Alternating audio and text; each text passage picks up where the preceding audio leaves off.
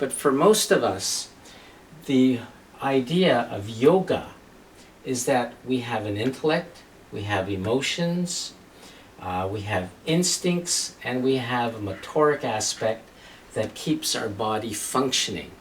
The motoric aspect, what they call the karmendriyas in Sanskrit, keeps your heart beating, your lungs taking in air. It's very mechanical and very natural. But when these are all working correctly, they create a personality, which is actually shown by the pentagram. So the 5 sides of the pentagram, the 5 aspects of the personality.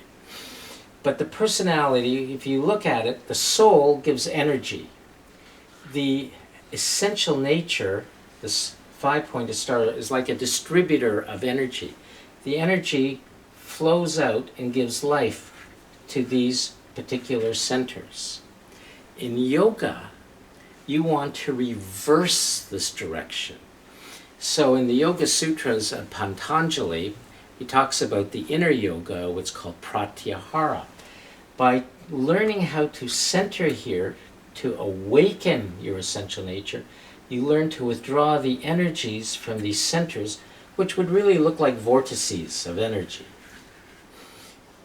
Pulling it inward to create a crystallized essential nature that aligns, building what they call the rainbow bridge with one's higher self.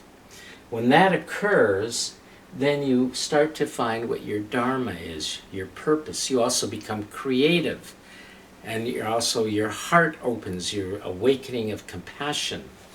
And with this, also, you start to see the deeper side of esoteric knowledge. But it is a great effort to transfer energy from the external, or call it the hub of the wheel, not the hub, to the external part of the wheel, to the hub, inwardly.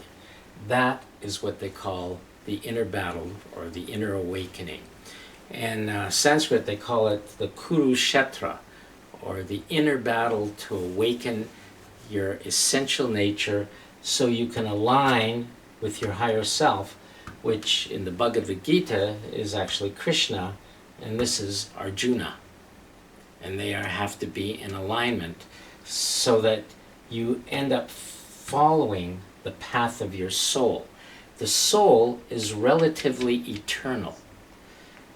The personality and the essential nature only last for the period of a particular lifetime.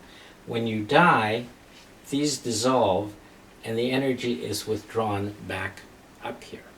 And then it is a certain degree of memory is maintained within the circumference of the body of the soul, which is called the body of light, or as I mentioned before, the Vijnana Maya Kosha, the body of independent conscious awareness.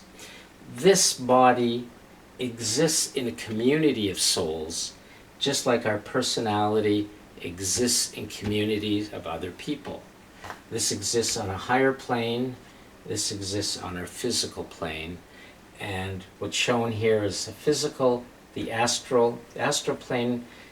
Most people don't think about it, but when you dream at night, you enter into the astral plane where things are fluid and changeable. And it shows the lower mental plane. It's the area of our thoughts, memories, making relationship, logic, etc.